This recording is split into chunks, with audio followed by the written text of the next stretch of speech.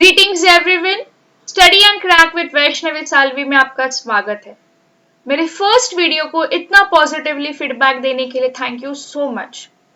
हमने first video में ये देखा था कि इंडियन इकोनॉमी सब्जेक्ट को कैसे अप्रोच किया जाता है, क्या सिलेबस होती है, क्या ट्रेंड होते प्रीवियस ईयर क्वेश्चंस के, क्या बुक लिस्ट होनी चाहिए उसके लिए, या फिर आंसर राइटिंग प्रैक्टिस कर रहे तो क्या मेन हेडिंग्स या मेन पॉइंट्स उसमें कवर अप करना चाहिए। वो देखने के बाद आज हम इस कोर्स का फर्स्ट थियोरेटिकल वीडियो स्टार्ट करेंगे। वो था Indian economy on eve of independence. दोस्तों, before I start with this topic, ये टॉपिक स्टार्ट करने से पहले मैं आपको पूछना चाहूंगी कि आप इकोनॉमिक्स या इकोनॉमी से क्या समझते हो। आप मुझे बताओगे, बहुत सारे लोग बोलेंगे कि पैसे से रिलेटेड पढ़ाई या स्टडी ऑफ मनी फाइनेंस, ये होते हैं आपके हिसाब से इकोनॉमिक्स। बट मेरा आंसर ये होगा कि इससे ज्यादा आप मुझे कुछ बताओ। चलो, एक थोड़ा जनरल क्वेश्चन सबके लिए है, आप सोचना, मैं आपको बताती हूँ इकोनॉमी होता क्या है। रास्ते पे अगर आप देखोगे बहुत सारे पत्थर होते हैं, क्योंकि ये पत्थर बहुत ही अबंडेंटली मिलते हैं, इन पत्थरों की कोई वैल्यू नहीं होती। तो नेक्स्ट टाइम आपका मार्केट में गए और आपको सपोज आलू खरीदने हुए और आलू के जगह पे आप ने शॉपकीपर को पत्थर देने की कोशिश की, क्या शॉपकीपर आपसे पत्थर ले लेगा? और आपने बोला 10 किलो आलू के जगह पे 10 किलो पत्थर ले लो, वो नहीं लेगा। रीजन क्योंकि उस पत्थर की कोई वैल्यू नहीं होती, क्योंकि शॉपकीपर के पास भी पत्थर बहुत इजीली अवेलेबल होते हैं। वही आप पैसे, गोल्ड, ऑयल, बार्टर सिस्टम, जो भी चीज लिमिटेड होती है वो आप एक्सचेंज करने जाओगे तो वो ऑब्वियसली आपसे एक्सचेंज करके ले लेंगे। तो इकोनॉमी दोस्तों प्लीज समझने की कोशिश करो, इकोनॉमी क्या होता है। Economy study of limited assets. जो भी चीज लाइफ में लिमिटेड होती है उसकी वैल्यू होती है। इकोनॉमी हम उसी चीज के ऊपर पढ़ने वाले, ठीक है। नेक्स्ट टाइम आपको कोई भी कहीं पे भी मिले, प्लीज उसको इकोनॉमिक्स का डेफिनेशन पूछ लेना। अगर वो आपको पैसे फाइनेंस बता दे तो आप उसे बता दो कि नहीं, economics is actually the study of limited assets. इसी नोट पे आज के टॉपिक की शुरुआत करते हैं।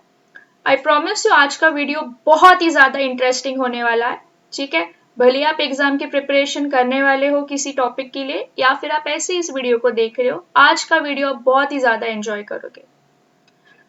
मेरा और एक मानना होता है कि जब भी हम कोई भी चीज पढ़े, हमें हमेशा उस टॉपिक का जो भी वर्ड आप पढ़ रहे हो उसका मीनिंग पता होना चाहिए।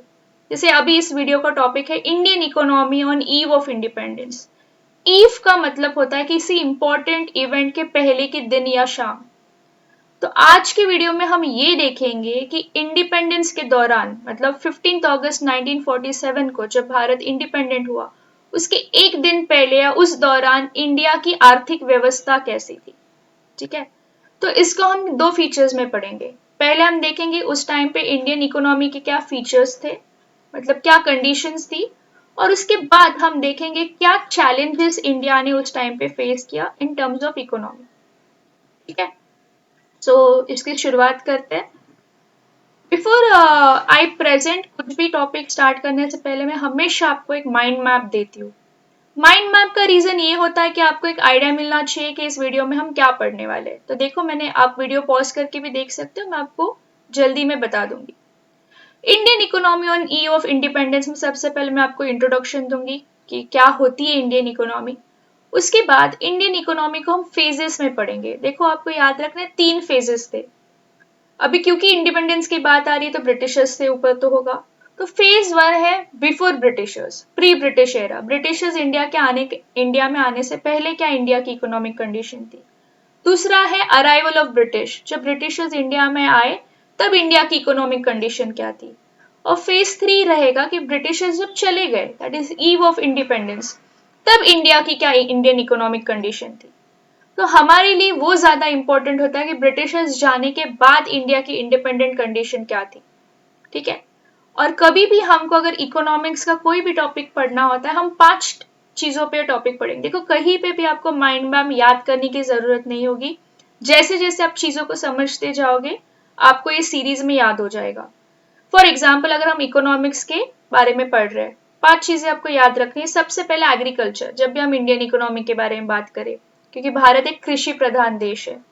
देखो, एग्रीकल्चर क्या देता है, रॉ मटेरियल। रॉ मटेरियल कहाँ जाता है, इंडस्ट्री। तो दूसरा फैक्टर आपको पता होना चाहिए, इंडस्ट्री। एग्रीकल्चर से आया हुआ रॉ मटेरियल इंडस्ट्री में जब जाता है तो प्रोसेस करने के लिए पैसे लगते हैं। तो इंडस्ट्री के बाद थर्ड टॉपिक आएगा, क्या आ जाएगा, बैंकिंग एंड फाइनेंस। एक बार बैंक ने इंडस्ट्री को पैसे दे दिए, इंडस्ट्रीज क्या सेटल करेंगे, इंफ्रास्ट्रक्चर बनाएंगे। तो देखो लिंक ऐसे ही जा रही है, आपको देख के याद करने की जरूरत नहीं है। Agriculture, industry, banking and finance, infrastructure. एक बार ये सारी चीजें हो गई, आपको इस सर्विसेज की जरूरत होती है, तो सर्विसेज के लिए आपको क्या लगेगा, सोशल इंस्टीट्यूशन। तो यहां तक मैंने आपको ये बता दिया कि इंडियन इकोनॉमी किन फेजेस में हम पढ़ने वाले। एक बार इन फेजेस को हमने कवर अप कर लिया तो मैं आपको बताऊंगी फीचर्स। देखो इंडियन इकोनॉमी रफली मैं आपको बता देती हूँ। जब ब्रिटिशर्स इंडिया से चले गए वो एक्चुअली इकोनॉमिक बैकबोन तोड़ के गए थे। हमारा देश काफी ज्यादा खस्ता हालत में था, तो हमारी एक अंडर डेवलप्ड इकोनॉमी थी।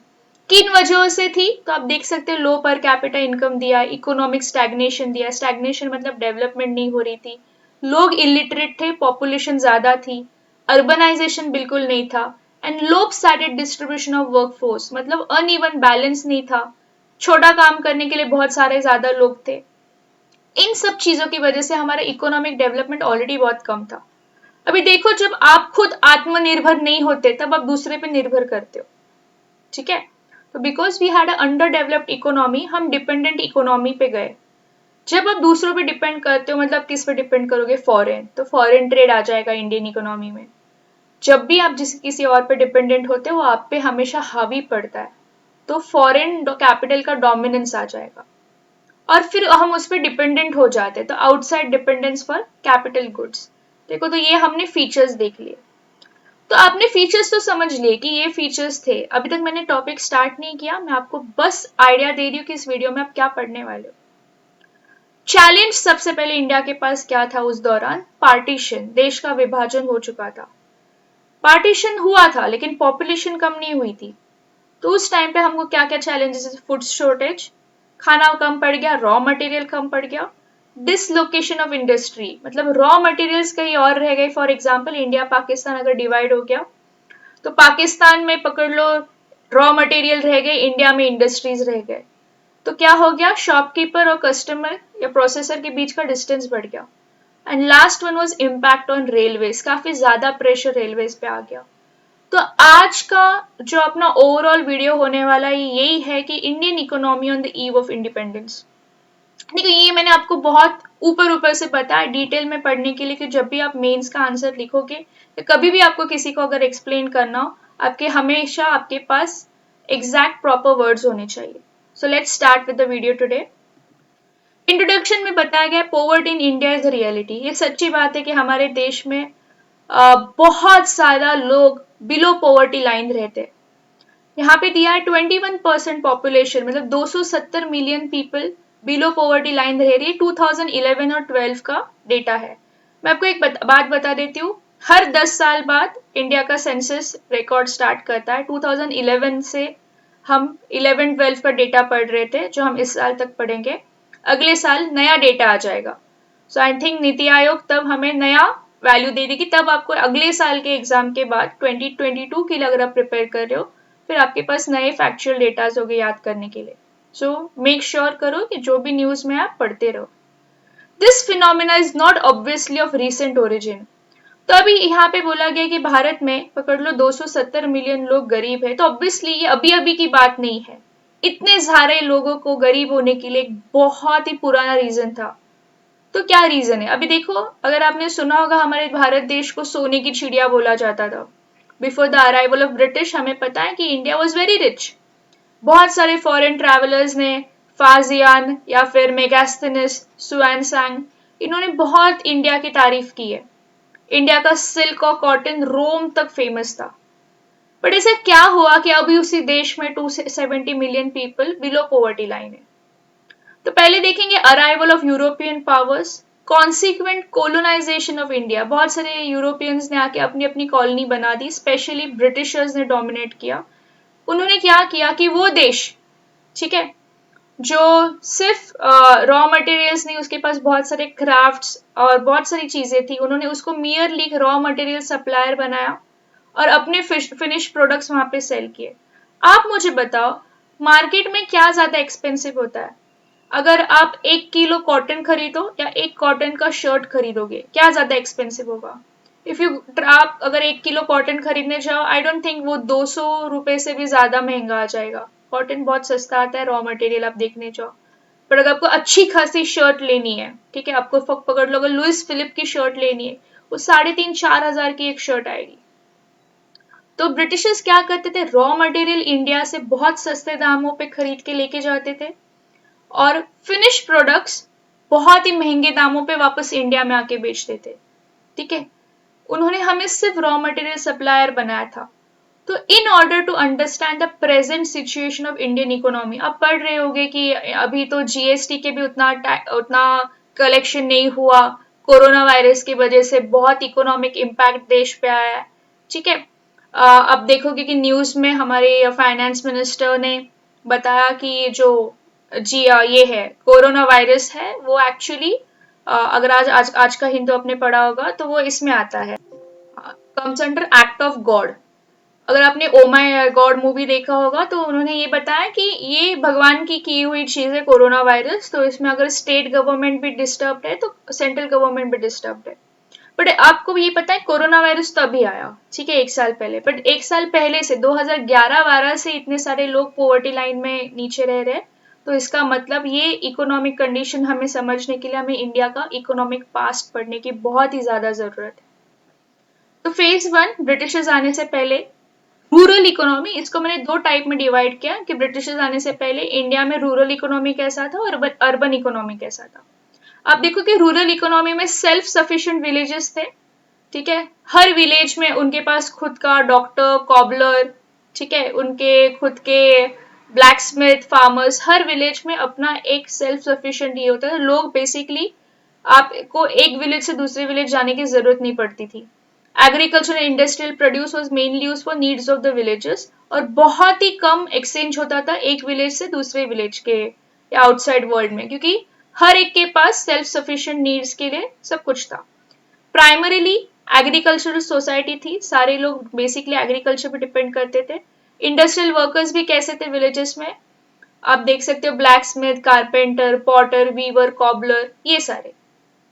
विलेज कमिटी थी, वो विलेज कम्युनिटी को रिप्रेजेंट करती थी और वहां पे टैक्सेशन होता था और शेयर वाज प्रोड्यूस। तो काफी मतलब खुशहाल सुखी जीवन था विलेजेस में बिफोर ब्रिटिशर्स हैड कम। अब देखते हैं अर्बन एरियाज में क्या था। 3 टाइप के टाउन्स आप देखते हो before britishers came to India. एक थे पॉलिटिकल इंपॉर्टेंस के, दूसरे रिलीजियस इंपॉर्टेंस के, और तीसरे कमर्शियल इंपॉर्टेंस के। बेसिकली यहाँ पे क्या होता था, लग्जरी आर्टिकल्स जो होते थे, अगर सपोज किसी क्राफ्टमैन ने बहुत कुछ अच्छा बनाया तो वो बड़े वाले मार्केट में सेल करने जाता था। आर्मी के इक्विपमेंट्स बनाए जाते थे, आर्किटेक्चर होता था, कंस्ट्रक्शन ऑफ कैनल्स होता था, हैंडीक्राफ्ट इंडस्ट्रीज होती थी जो मैंने आपको बताई। तो आप यहाँ पे भी देख रहे हो अर्बन लाइफस्टाइल था, but that was also very simple, काफी सिंपल और अच्छा लाइफस्टाइल था बिफोर ब्रिटिशर्स हैड कम। तो मैंने यहाँ पे एक समराइज किया है। Although India couldn't be termed as developed in the modern sense of term, आप इसको एकदम डेवलप इकोनॉमी नहीं बोल सकते, but it was a well knit economy, मतलब सेल्फ सफिशिएंट था, उनको ज्यादा कुछ गरीबी की कोई प्रॉब्लम नहीं थी। Economy possessed sufficient vitality to grow at fast pace, वो डेवलपमेंट भी हो रहा था। Overall India was a country well equipped to meet the rising demands of economic development. जैसे जैसे लोगों की इकोनॉमिक डेवलपमेंट की डिमांड्स बढ़ती थी, विलेज वॉज ऑल्सो सफिशिएंट और the urban economy was also sufficient कि उनकी नीड्स को सेटिस्फाई किया जाए। ये फेज 1 था, मतलब ब्रिटिशर्स आने से पहले इंडिया सोने की चिड़िया थी। फेज 2, अभी ब्रिटिशर्स आ गए। British commercial expedition to India began on 31st of December 1600। 1600 में बेसिकली अगर आप देखोगी उनकी क्वीन ने उनको ये एक चार्टर दिया था, एक फरमान दिया था कि आप they will be the only you can say English company और English trader to come to India and rule. ठीक है, सो कंपनी के एम्स क्या थे, ऑब्वियसली उनका एम पहले था प्रॉफिट कमाना, बट इवेंचुअली प्रॉफिट से वो एस्टेब्लिश करने गए पावर और पावर से political position. Battle of Plassey of 1757 was the first major success of the company, followed by battle of Buxar in 1764। Battle of Plassey किसके बीच लड़ा गया था, प्लीज याद रखना, बैटल ऑफ प्लासी क्या एक्चुअली ब्रिटिशर्स ने फाइट किया था, ये भी आप कमेंट सेक्शन में बता दो। और अगर आपको ये स्टोरी नहीं पता, इसके ऊपर एक छोटा सा वीडियो हम कभी किसी और दिन बना सकते हैं। 1858 में आप देखोगे मैंने यहाँ पे क्या किए, कीवर्ड्स रखे कि 1600 में ब्रिटिशर्स आए। 1600 से 1757 तक ब्रिटिशर्स ने कोई वॉर फाइट नहीं किया था, ठीक है, तब तक वो सिर्फ ट्रेडर्स थे। 1757 में पहली बार उन्होंने बगावत की या वॉर किया। 1764 उनका पहला वॉर था जो उन्होंने फाइट किया। 1858 में तब तक सिर्फ कंपनी का रूल था, कंपनी का रूल हट के ब्रिटिश क्राउन रूल आ गया। उस टाइम पे India became a colony of the British empire, ठीक है। तो देखो ये मैंने आपको एक 4 इयर्स आपको बता दिए। अब देख रहे हो हम इकोनॉमिक्स पढ़ रहे हैं, बट इकोनॉमिक्स के साथ क्या रिवाइज हो रहा है, मॉडर्न हिस्ट्री। इसको बोलते हैं इंटीग्रेटेड अप्रोच। अगर आप देखने जाओगे यूपीएससी में बहुत सारे ऐसे क्वेश्चंस आते हैं जहां पे हर सब्जेक्ट को अलग सब्जेक्ट के साथ लिंक करके आंसर दिया जाता है।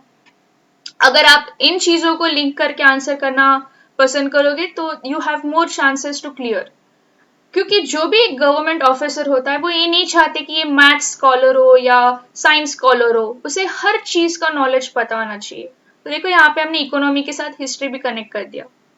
तो ब्रिटिशर्स जब इंडिया आए, उन्होंने इंडिया को एक नया इकोनॉमिक सिस्टम दे दिया, उन्होंने इंडिया को अपना मार्केट बनाया।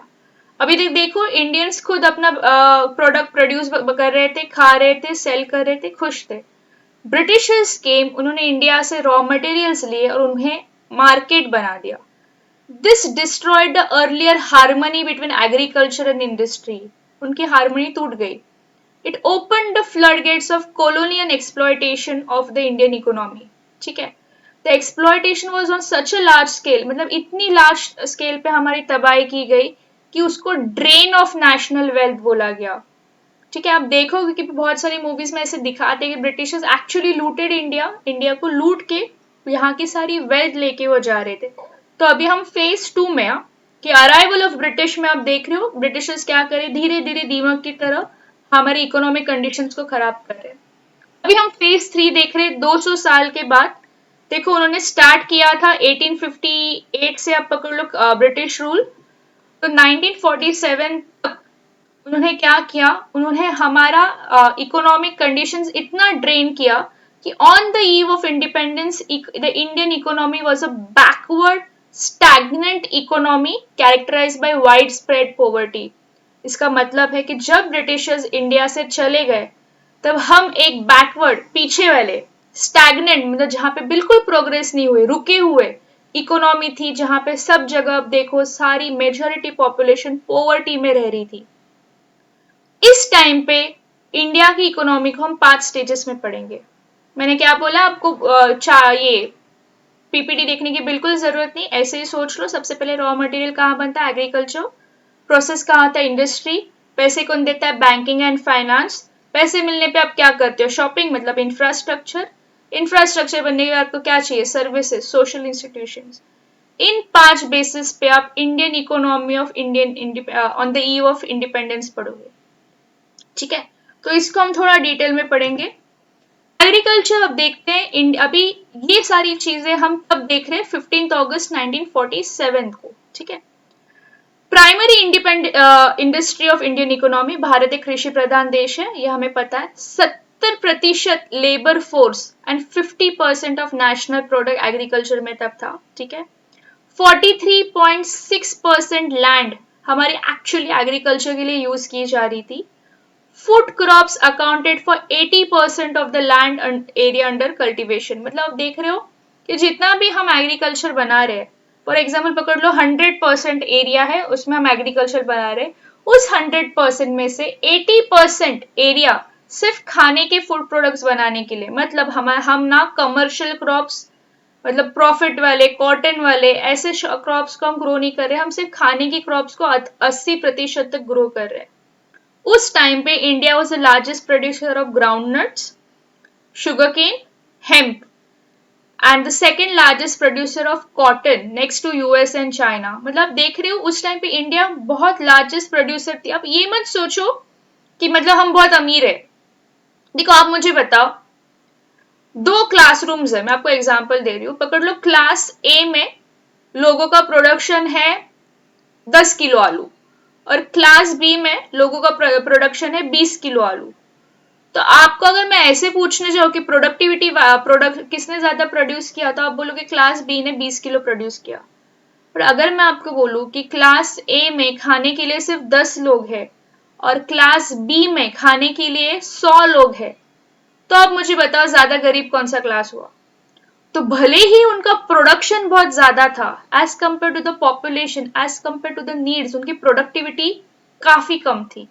तो भले ही यहाँ पे लिख के दिया हो India was the largest producer of groundnut, sugar cane and hemp, second largest producer of cotton, फिर भी उसकी प्रोडक्टिविटी बहुत कम थी as compare to the population. आपको ये बात समझ में आई? एग्रीकल्चर के टर्म्स में इंडिया की क्या सिचुएशन थी इंडिपेंडेंस के टाइम पे। ओके, तो नेक्स्ट इंडस्ट्री की तरफ जाते हैं। फिर भी अगर आपको अच्छा एक मैं आपको बता देती हूँ प्रोडक्टिविटी इतनी कम क्यों थी, अगर ये आपको मेंस में क्वेश्चन आ गया तो इसका आंसर मैं आपको बता देती हूँ। पहला आप बोल सकते हैं राइजिंग पॉपुलेशन, ज्यादा पॉपुलेशन बढ़ रही थी, लिमिटेड लैंड थी, प्रेशर बढ़ रहा था लैंड के ऊपर।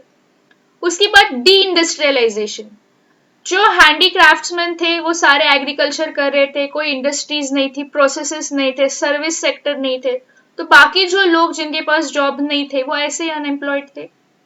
दूसरी चीज, neglect of agriculture under British, 200 साल तक जब हम पे ब्रिटिश रूल कर रहे थे, ठीक है, पीपल तब तक लोगों ने ये नहीं सोचा था जमींदारी, रैयतवारी या महलवारी सिस्टम में कि हमको एग्रीकल्चर सुधारना चाहिए, इंफ्रास्ट्रक्चर सुधारना चाहिए, प्रॉपर डैम्स नहीं बनाए गए थे, सफिशिएंट एग्रीकल्चर मार्केट नहीं था, पैसे नहीं थे किसी के पास, ठीक है, सिर्फ मनी लेंडर्स, और आप देख रहे हो कि money lenders with heavy interest पैसे प्रोवाइड करते थे। तो कहीं से भी एक पॉजिटिव होप नहीं था एग्रीकल्चर को बढ़ाने के लिए। तो उस सिचुएशन पे जब इंडिया इंडिपेंडेंट हुआ था, भले ही हमारे पास एग्रीकल्चर कृषि प्रधान देश था, हमारी प्रोडक्टिविटी बहुत ही ज्यादा कम थी। नेक्स्ट हम देखेंगे इंडस्ट्री। फिर भी अगर आपको कहीं पे भी डाउट हो प्लीज कमेंट सेक्शन में पूछ लेना। Pre British India was full of artisans and handicrafts. आपको ये पता है ब्रिटिशर्स आने से पहले हमारे पास बहुत ही शानदार और कलाकार लोग थे जो बहुत ही अच्छा क्राफ्ट्स बनाते थे। But during the British rule the first modern industries were built, ठीक है, and industrial development was insufficient. तो उस टाइम पे 1.8 of working population, income total 6.6%, मतलब भले ही उन्होंने इंडस्ट्री स्टार्ट की, बहुत ही कम लोगों को उस पे जॉब मिला। मेजर एम्फोसिस किस चीज पे था? Goods industries rather than basic capital goods industries. तो यहाँ पे ये लोग कंज्यूमर पे ज्यादा फोकस कर रहे थे, कैपिटल पे नहीं। ओनली स्मॉल बिगिनिंग्स, बहुत ही कम इंडस्ट्रीज टेक्सटाइल, पावर या फिर सिंथेटिक ड्रग्स पे फोकस करते थे, ज्यादा वो लोग आप बता दो राइस शुगर इस चीज पे फोकस कर रहे थे। अब यहाँ पे एक वर्ड है आप देखोगे, however this industries were palpably dependent on imports. यहाँ पे मैंने जानबूझ के वर्ड डाला है पल्पेबली, ठीक है, ताकि प्रीलिम्स में या कहीं पे भी ऐसा कोई इंग्लिश वर्ड आए तो उससे आपको ये नहीं लगना चाहिए इसका मीनिंग क्या है। पल्पेबली का मीनिंग होता है स्पष्ट रूप से, ठीक है। सपोज आपको कोई इंसान अगर खुश दिख रहा है तो आप बोलोगे ही इज पल्पेबली हैप्पी, मतलब स्पष्ट रूप से वो हैप्पी दिख रहा है, ठीक है। So you can use this word palpably. देखो आज आपने दो चीजें सीख ली, इकोनॉमी का एक डेफिनेशन और पल्पेबली का मीनिंग। तो भले ही आप देख रहे हो इंडिया की सिचुएशन क्या थी कि जब इंडिपेंडेंट हुआ वो खाने के प्रोडक्ट्स ज्यादा बना रहा था, टेक्सटाइल प्रोडक्शन वाले जो प्रोड्यूस थे काफी कम बना रहा था। Industrial growth was neither evenly spread across regions nor across various industrial sectors, मतलब ऐसे भी नहीं है कि हम रीजन वाइज कहीं पे अच्छे थे, ना फिर ऐसे भी था कि हम किसी सेक्टर में कोई इंडस्ट्री अच्छा डेवलप करी थी। तो अब देख सकते हो बेसिकली ओवरऑल इंडियन इंडस्ट्री का लेवल काफी ज्यादा खराब था। एग्रीकल्चर तो खराब था, इंडस्ट्री उससे भी ज्यादा खराब था। उसके बाद हम देखते banking and finance. Pre British every independent province had a distinct currency of their own. आपको ये पता है, आपने पढ़ा भी होगा कि हर राजा ने अपने कॉइन्स ये किए थे। नाउ आपको एक क्वेश्चन मॉडर्न हिस्ट्री का है बट इकोनॉमिक्स में पूछ लेती हूँ, who was the first ruler to start his own coins, ठीक है, इसका आंसर आप चैट बॉक्स में लिख देना। East India company bought in uniformity. हाँ आप एक बात बोल सकते हो कि सारी कंट्री के लिए थ्रू आउट द कंट्री अगर एक सिंगल कोई कॉइन चलेगा तो ये ईस्ट इंडिया कंपनी ने स्टार्ट किया। इसका रीजन आप बता सकते क्यों? क्योंकि ईस्ट इंडिया कंपनी का ऑल ओवर इंडिया रूल था, तो बेसिकली उन्होंने भी क्या किया, जितना उनका टेरेन है वहां तक एक कॉइन रखा, ठीक है। इसकी वजह से क्या हो गया, मार्केट सिस्टम बढ़ गया। Banking on modern lines was introduced in India during 18th and 19th century. अभी इसको नोट कर लो, in 1840s 3 presidency banks were establish. उस टाइम पे बैंकिंग सिस्टम इंट्रोड्यूस किया गया, तब तक हमारे पास बैंकिंग सिस्टम नहीं था, मनी लेंडर सिस्टम था। एक होता है बंगाल, बॉम्बे, मद्रास। अभी आप मुझे सोचो, बताओ मनी लेंडर और बैंकिंग में क्या डिफरेंस होता है। मनी लेंडर में आप सिर्फ पैसे उधार लेते हो, बैंक में आप डिपॉजिट भी करते हो, तब तक डिपॉजिशन वाला इतना पार्ट नहीं था।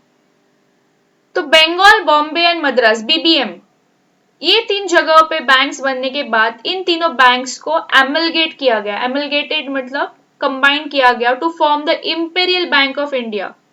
Imperial bank of India 1921। देखो मतलब आप सोचो, ये क्वेश्चन अगले साल होगा तो 100 साल पूरे हो जाएंगे, आपको ये आ सकता है। और स्टेट बैंक ऑफ इंडिया कब आया, 1955। Reserve bank of India was established in 1935। किसके रिकमेंडेशन पे, हिल्टन यंग कमीशन। ये आपको बस पता होना चाहिए, याद नहीं रहेगा तो भी आप कोशिश कर सकते हो। तो हमने देखा एग्रीकल्चर, फिर देखा इंडस्ट्री, अब ये मूव ऑन कर रहे बैंकिंग और फाइनेंस के बाद कहाँ जाएंगे हम, इंडस्ट्रियल इंफ्रास्ट्रक्चर। देखो टॉपिक थोड़ा लंबा हो सकता है, इसके लिए मैंने आपको ओवरव्यू पहले बता दिया ताकि आपको पता हो कि जब भी हम पढ़ रहे हो हम कौन से पॉइंट पे है, ठीक है। तो इंडस्ट्रियल इंफ्रास्ट्रक्चर अगर आप देखोगे, तो इंडस्ट्रियल इंफ्रास्ट्रक्चर अगर देखोगे, one of the reasons for slow growth of industrial sector was inadequate infrastructure. अभी आप ही मुझे बताओ, पहले ही हमारे पास एग्रीकल्चर के लिए पैसे नहीं है, इंडस्ट्री एग्रीकल्चर से भी खराब सिचुएशन में, बैंकिंग सिस्टम तो धीरे धीरे बाद में बना। तो इस सब में अगर आपके पास फाइनेंस ही नहीं रहेगा तो क्या आप इंफ्रास्ट्रक्चर खरीद पाओगे, बना पाओगे। अगर इंफ्रास्ट्रक्चर ही नहीं है तो क्या आपकी इंडस्ट्री अच्छी रहेगी। देखो ये इंटर रिलेटेड होता है। अगर आपके पास अच्छा एजुकेशन नहीं है तो आपको जॉब नहीं मिलेगी, अगर आपको जॉब नहीं मिली, ठीक है, तो आपके पास अच्छी लाइफ नहीं होगी, आप अच्छा एजुकेशन नहीं ले पाओगे। So although some steps were taken but they were largely insufficient. थोड़ी कोशिश की गई थी, क्या क्या कोशिश की गई थी देखो। Communication facilities were outdated, power generation was nearly negligible, design of the railway system favored the movement of manufactured goods and raw materials from ports to towns and not within the country itself। मतलब वो कोशिश कर रहे थे लेकिन communication system हमारा पुराना था।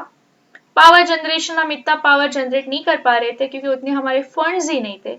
और रेलवे सिस्टम कैसे होता था, कहीं पे भी पोर्ट टू पोर्ट या टाउन। अभी अगर सपोज आपको पनवेल से वाशी जाना है या फिर आपको मुंबई से पुणे जाना है तो लोकल ट्रेन्स नहीं थी, ठीक है, सिर्फ इंपॉर्टेंट जगहों पे होती थी। तो again that was another problem. उसके बाद क्या आएगा, सोशल इंस्टीट्यूशंस। देखो ये तो हमने देख लिया कि बिफोर ब्रिटिशर्स केम हमारे पास 3 प्रोमिनेंट सोशल इंस्टीट्यूशंस थी इंडिया में। एक आत्मनिर्भर विलेज, दूसरा कास्ट सिस्टम, तीसरी जॉइंट फैमिली। ब्रिटिशर्स आने के बाद क्या हुआ देखो, हर विलेज को तोड़ा गया, ठीक है, विलेज कम्युनिटी हटके वो ब्रिटिश कम्युनिटी बन गई।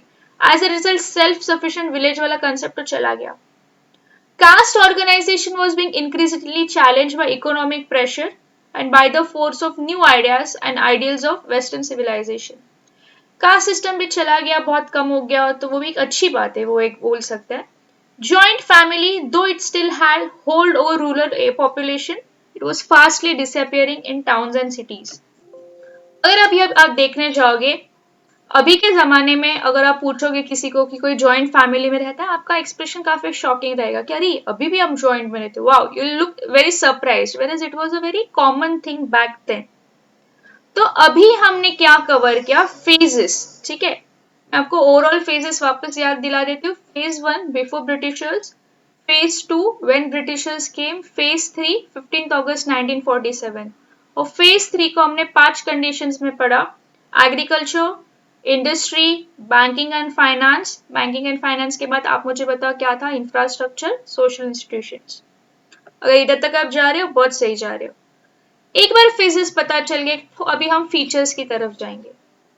देखो 200 साल की इकोनॉमिक ड्रेन के बाद इंडिया क्या था, एक बहुत ही कमजोर अंडर डेवलप्ड नेशन जो बाकी डिफरेंट कंट्रीज के इकोनॉमिक्स पे डिपेंडेंट था।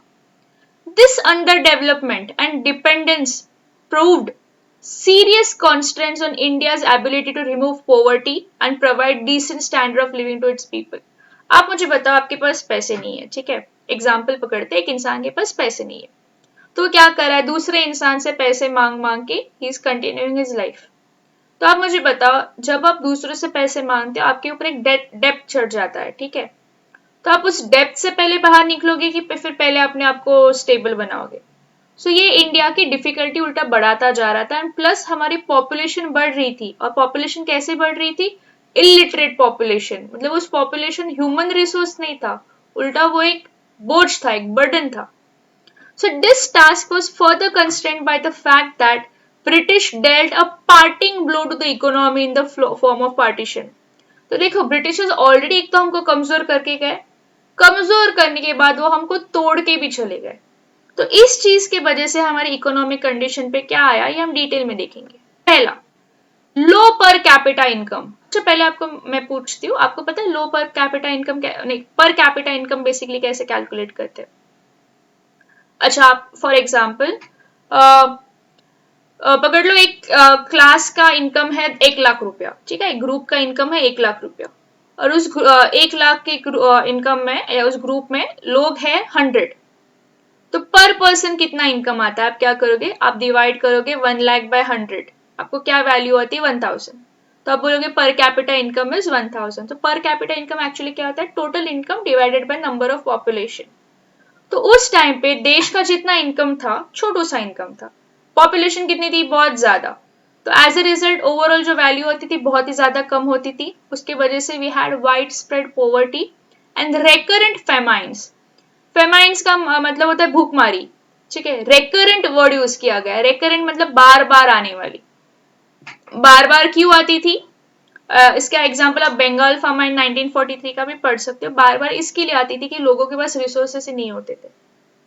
तो आप देखोगे इनकम भी अनइक्वली डिस्ट्रीब्यूटेड था, extreme poverty, malnutrition, primitive housing, scanty clothing, ill health, illiteracy, lack of social security, unemployment, under employment.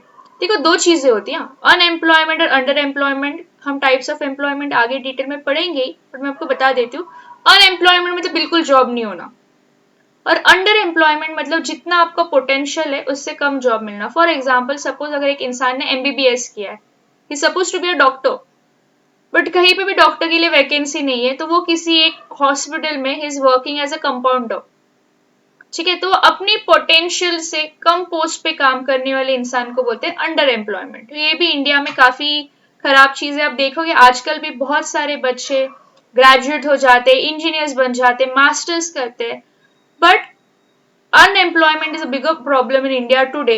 As a result आप देखोगे बहुत सारी यूथ आज बीपीओ कॉल सेंटर्स में जॉब कर रहे, reason there is no job available. तो ये प्रॉब्लम तब भी थी, अब भी थी, बस there is a difference. Class and caste operation, heavy burden of land revenue, rent and डेब्ट, इन सारी चीजों की वजह से what was the first problem? Low per capita income. तो देखो, अभी हम फेजेस से हट चुके हैं, अभी हम देख रहे हैं अंडर डेवलपमेंट। मैं आपको बता रहा फीचर्स में दो टाइप पढ़ेंगे हम, अंडर डेवलपमेंट एंड डिपेंडेंसी। तो अंडर डेवलप हम क्यों कमजोर थे? हम कमजोर इसलिए है क्योंकि हमारे पास लो पर कैपिटा इनकम था। दूसरी चीज, यहाँ पे मैंने एम मुखर्जी का नेशनल इनकम 1857 टू 1956 का पीरियड में दिखाया आपको। अगर आप देखोगे 1860-1890 में हमारा रेट परसेंटेज 0.64 था, 1890 टू 1920 0.72 हो गया। मतलब ब्रिटिशर्स जब तक थे, वो ये वैल्यू आपको इसके लिए इतनी ज्यादा दिख रही है क्योंकि वो इनकम गेन करके वो अपने देश लेके जाते थे, तो प्रॉफिट में था ट्रेड। लेकिन 1920 और 40 में आप देखोगे, after civil disobedience movement, britishers ने भी इंडिया की इकोनॉमिक कंडीशंस में इंडिया से इकोनॉमिक ड्रेन करने कम कर दिया, and they started losing of their interest. तो आप देख रहे हो रेट परसेंट काफी कम हो गया, and by the time they left, हम आप देख सकते हो हम -0.13 में, मतलब इतनी बेकार सिचुएशन में हमको डाल के ब्रिटिशर्स लेफ्ट इंडिया। तो अंडर डेवलप क्यों थे? क्योंकि लो पर कैपिटा इनकम था। दूसरा, इलिटरेसी, जितनी भी पॉपुलेशन थी सिर्फ 17% पॉपुलेशन लिटरेट थी, बाकी आप देखोगे 83% पॉपुलेशन 1941 में इलिटरेट थी। अच्छा, लिटरेट का मीनिंग क्या होता है? लिटरेट ये वो इंसान होता है कि जिसके पास कोई डिग्री हो, और a person who can read and right is called literate. Definition of literate भी आप चैट बॉक्स में बता देना। और इससे भी लिटरेसी कम कहाँ पे थी? रूरल एरियाज ऑफ वुमेन पे। ठीक है। Very high birth rate and death rate. ठीक है, बहुत सारे लोग बहुत ज्यादा बच्चे उनके होते थे, एंड ऑब्वियसली ऐसे आपने सुना भी होगा, आई एम नॉट श्योर, कि पहले के जमाने में people will have 10 to 11 kids, और उसमें से 4-5 की डेथ हो जाती थी, and eventually they will have 5 to 7 kids. तो ये एक प्रॉब्लम था। During 1931 the birth rate was high as 45.2 per 1000 of the population. ठीक है, ये बहुत ही ज्यादा हाई रेट है। डेथ रेट कितनी थी? एज वेल डेथ रेट भी आप देखोगे 40 पर 1000, वो भी काफी हाई है। इवेंचुअली लास्ट 3 डिकेड्स में डेथ रेट थोड़ा कम होने लग गया। ठीक है, due to avoidance of wide spread famines and control of epidemics.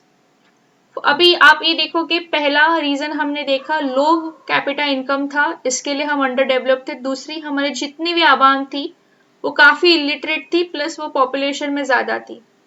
तीसरा फीचर आप देखोगे low level of urbanisation. India आप देख रहे हो एग्रीकल्चरल इकोनॉमी है। अगर आपने पढ़ा होगा, इट्स यूजुअली बहुत बार वो गलत लिया जाता है कि महात्मा गांधी जी ने बोला था बैक टू विलेजेस इकोनॉमी होनी चाहिए। तो बहुत सारे लोग ये बोलते हैं कि गांधी जी एग्रीकल्चरल इकोनॉमी को प्रमोट कर रहे थे। No my friends, Gandhi ji ये बोल रहे थे कि हम विलेजेस को जाके इतना डेवलप करेंगे कि विलेज और शहरों में डिफरेंस नहीं होना चाहिए। सो ओवरऑल सभी लोगों का डेवलपमेंट हो जाएगा। अगर सभी सिटीज पे फोकस करेंगे तो क्या हो जाएगा? सिर्फ सिटीज डेवलप हो जाएंगे तो एग्रीकल्चर इंडिया मतलब जो विलेजेस है उनकी इकोनॉमिक कंडीशन और खराब होती चली जाएगी। That was the meaning of back to villages stated by Gandhi ji. Agriculture economy से मुझे याद आ गया, so I thought I will tell you here. 1941 में आप देखोगे अर्बन एरियाज में सिर्फ 14.2 पॉपुलेशन थी। 6 out of every 7 person lived in villages which were mostly without modern amenities। क्यों भाई विलेजेस में इतने ज्यादा लोग रहते थे, आप मुझे बता दो। इसके लिए इतने ज्यादा लोग रहते थे क्योंकि पूरी फैमिली फिर विलेज फील्ड में काम करे। ठीक है, लेबर कॉस्ट बच जाता था। तो लो कैपिटा इनकम, दूसरा इलिटरेट हाई पॉपुलेशन, तीसरा अर्बनाइजेशन काफी कम। फोर्थ वन आप देखोगे lopsided distribution of workforce. देखो, लोप साइडेड का मतलब होता है unbalanced. Due to decline of handicrafts more and more people were made to depend on agriculture. अब देखोगे 1891 में सिर्फ 16% वर्किंग पॉपुलेशन एग्रीकल्चर कर रही थी, and by 1951 it raise to 72। मतलब आप देख रहे हो कि ज्यादा से ज्यादा लोग एग्रीकल्चर एक्टिविटी में एंगेज होने लग गए। अब मुझे बताओ, पॉपुलेशन बढ़ रहा है बट क्या जमीन बढ़ रही है? आपको ऐसा लगता है हर साल भारत देश की साइज बढ़ती है? No, land is limited. As a result क्या हो गया? बहुत ज्यादा प्रेशर उस लैंड पे पड़ गया। एग्रीकल्चर प्रोडक्टिविटी क्या हो गई? खराब हो गई, कम हो गई। और नॉन एग्रीकल्चर सेक्टर, अगर सपोज आपको एग्रीकल्चर नहीं करना, तो ऐसे भी नहीं कि नॉन एग्रीकल्चर सेक्टर में भी बहुत ज्यादा अपॉर्चुनिटीज थी, वो बहुत ही ज्यादा छोटा था, प्लस अनबैलेंस स्ट्रक्चर था। एज अ रिजल्ट क्या हो गया? प्रीडोमिनेंट एक्टिविटी वाज, क्या क्या एक्टिविटीज में था? ट्रेड, मनी लेंडिंग, ट्रांसपोर्ट, इन सब चीजों में लोग ज्यादा इन्वॉल्व होते थे apart from agriculture, but not industry. Industry में भी लोग कैसे एंगेज होते? छोटे छोटे हाउस होल्ड, स्मॉल इंडस्ट्रीज। आजकल जो आप देख रहे हो टाटा, जियो, टेक्निकल, ऐसी इंडस्ट्रीज पहले नहीं होती थी। लार्ज स्केल इंडस्ट्रीज में भी कौन सी इंडस्ट्रीज थी? लाइट इंडस्ट्रीज, जो एग्रीकल्चर प्रोड्यूस पे डिपेंड होती थी। ठीक है, तो अब देख रहे हो हम क्यों अंडर डेवलप थे। 4 चीजें आपको याद रखनी है। क्यों हमारे देश को इंडिपेंडेंस के टाइम पे हमारी आर्थिक स्थिति इतनी खराब थी? पहली, लो पर कैपिटा इनकम। दूसरा, पॉपुलेशन बहुत ज्यादा थी लेकिन इलिटरेट थी। तीसरा, what was the third condition? Third condition ये थी कि हमारे पास पॉपुलेशन ज्यादा होने के बावजूद अर्बनाइजेशन काफी कम था। एंड फोर्थ वन आप देखोगे, there was a unbalanced distribution of workforce. Underdevelopment पता चलने के बाद हम क्या हो गए? हम दूसरों पे डिपेंडेंट हो गए।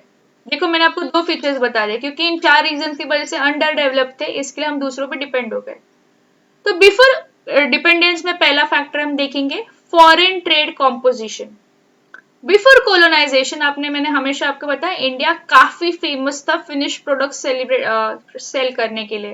जैसे मैंने आपको बोला था कि इंडिया को रिटर्न में गोल्ड और सिल्वर मिलता था, हमारा सिल्क और कॉटन बहुत ही ज्यादा फेमस था। लेकिन जब ब्रिटिशर्स इंडिया में आए, उन्होंने क्या किया, उन्होंने एक एक्सपोर्टर कंट्री को मार्केट बना दिया, सिर्फ यहाँ से रॉ मटेरियल्स लेके जाना स्टार्ट कर दे। एज ए रिजल्ट बाद में इंडिया का foreign trade majorly British economy पे डिपेंड होने लग गया। ठीक है, तो at the close of 19th century britishers supplied 69% of India's imports. On the other hand 29% of India's exports went to England. तो अब देख रहे हो ब्रिटिशर्स ने क्या किया, ब्रिटिशर्स ने इंडिया के सारे, अच्छा आपको इंपोर्ट और एक्सपोर्ट का मीनिंग समझता है ना। इंपोर्ट मतलब जब कोई बाहर से कोई चीज इंडिया में आती है तो कितना आ रहा था इंडिया में, 69%। इंडिया से अगर कोई चीज बाहर जा रही है तो 29% एक्सपोर्ट। ठीक है, दूसरा तो पहला डिपेंडेंस हमने देखा फॉरेन ट्रेड कॉम्पोजिशन। क्या कॉम्पोजिशन था, हम बाहर से ज्यादा लाते थे और कम बेचते थे। दूसरा dominance of foreign capital. Foreign capital मतलब यहाँ पे कौन होगा, ब्रिटिशर्स। ब्रिटिशर्स ने खुद को इतना स्ट्रांग बनाया था इस सेक्टर में कि इकोनॉमिक ओवरहेड जैसे railway, ports, merchant shipping, public utilities, इन सारी चीजों का बेनिफिट कौन देता था, ब्रिटिशर्स। प्राइमरी प्रोडक्शन किस चीज की होती थी, T, coffee and rubber plantations. ठीक है, अब ये देखो ब्रिटिशर्स अपने फायदे की चीजें प्रोड्यूस करने लगे। आप मुझे बताओ इतनी ज्यादा पॉपुलेशन कंट्री में थी और बन रही है चाय, कॉफी और rubber, will it be sufficient for people to eat? नहीं, इसके लिए इतने सारे फेमाइन्स होते थे, भूखमारी होती थी क्योंकि बहुत सारे लोगों को खाना ही नहीं मिलता था। कोल और गोल्ड माइनिंग हमारे नेचुरल रिसोर्सेज को भी वो ड्रेन कर रहा था। बैंकिंग, फाइनेंस, इंश्योरेंस और ट्रेड ये ब्रिटिशर्स ने इंट्रोड्यूस किया, लेकिन किसके लिए, खुद के ट्रेड के लिए, खुद के रूल के लिए, not for Indians.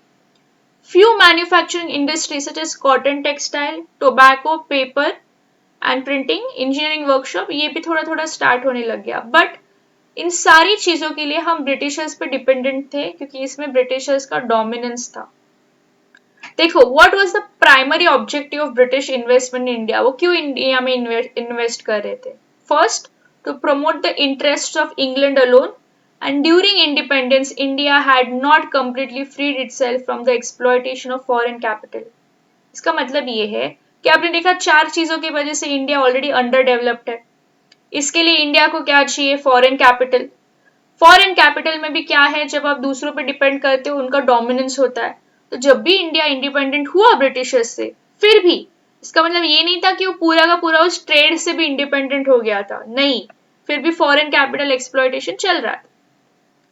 Outside dependence for capital goods, क्योंकि हम खुद के देश में हमारा कुछ प्रोड्यूस नहीं चल रहा था, हम बाहर के कैपिटल गुड्स पे बहुत ही ज्यादा डिपेंडेंट थे।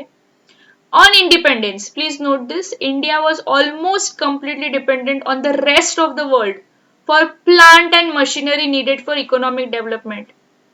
बिल्कुल आत्मनिर्भर देश नहीं था।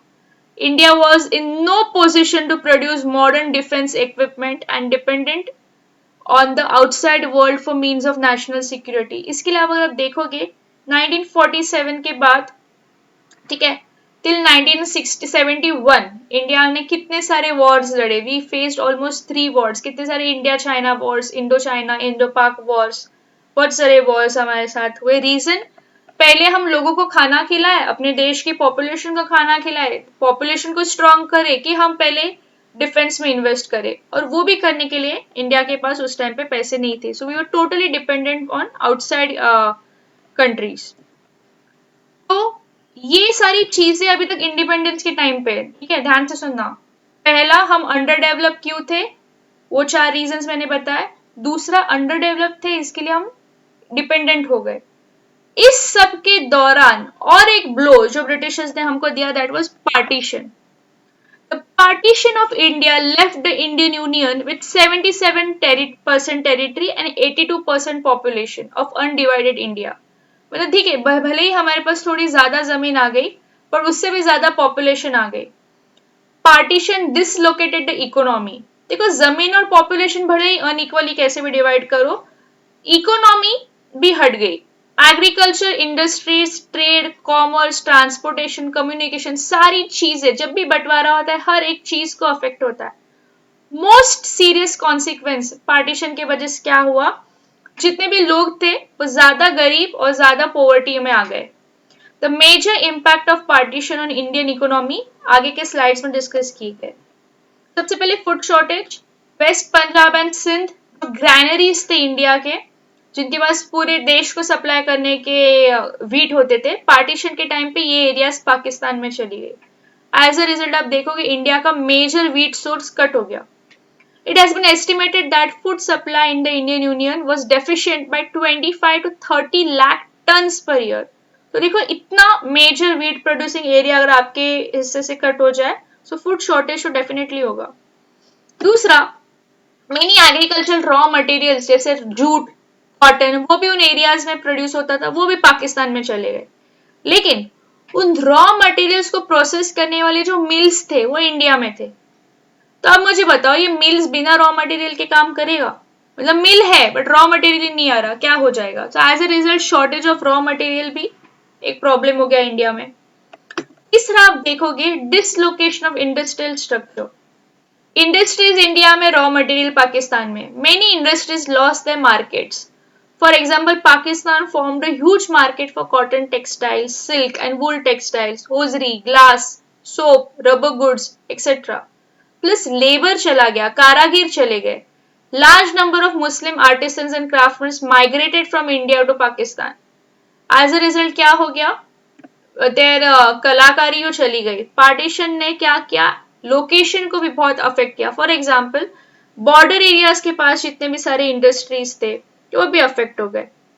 ठीक है, ओके। अच्छा, ये तो आपने ये भी देखा होगा ना, अभी ये पुलवामा अटैक के बाद इंडो पाकिस्तान बॉर्डर पे भी बहुत सारे, जो पहले हम बासमती चावल जो भी हम पाकिस्तान से मंगाते हैं, उन सारे चीजों को, उन सारे इंपोर्ट्स को रोक दिया गया। एज अ रिजल्ट क्या हो गया, वहां की जो लोकल इंडस्ट्रीज थी they got affected, and it's not only Pakistan got affected, obviously both side people. उसके बाद हम देखते हैं इम्पैक्ट ऑफ रेलवेज, ये लास्ट है, don't worry. Impact of railways में आप देखते हो many of the railway lines that crossed over to Pakistan, वापस उनको रीले करना पड़ा। The entire railway system of the border areas had to be reframed. As a result ये सब करने में बहुत ज्यादा पैसे, टाइम और एफर्ट चले गए। तो बेसिकली आपने क्या सोचा आज, क्या समझा आज के क्लास में, क्विक रिवीजन करते, रिवाइज करते। हमने देखा Indian economy on the eve of independence, पहले इंट्रोडक्शन देखा, फेजेस में उसको पढ़ा। फेजेस में पढ़ने के बाद हमने पढ़ा, हमें समझा कि इंडियन इकोनॉमी के दो फीचर्स थे। एक तो वो अंडर डेवलप थी, क्यों अंडर डेवलप थी उसके हमने 4 रीजंस देख लिए। फिर हमने देखा वो डिपेंडेंट हो गई, क्यों डिपेंडेंट हो गई, क्योंकि फॉरेन ट्रेड उसमें इन्वॉल्व था, फॉरेन ट्रेड का डोमिनेंस था और हम दूसरों पे डिपेंडेंट थे। इसके अलावा और एक इंपॉर्टेंट फीचर जो हमको अफेक्ट कर रही थी वो थी partition of India. Partition of India में हमने देखे 4 features, raw food shortage, raw material shortage, dislocation of industrial structure and impact of railways.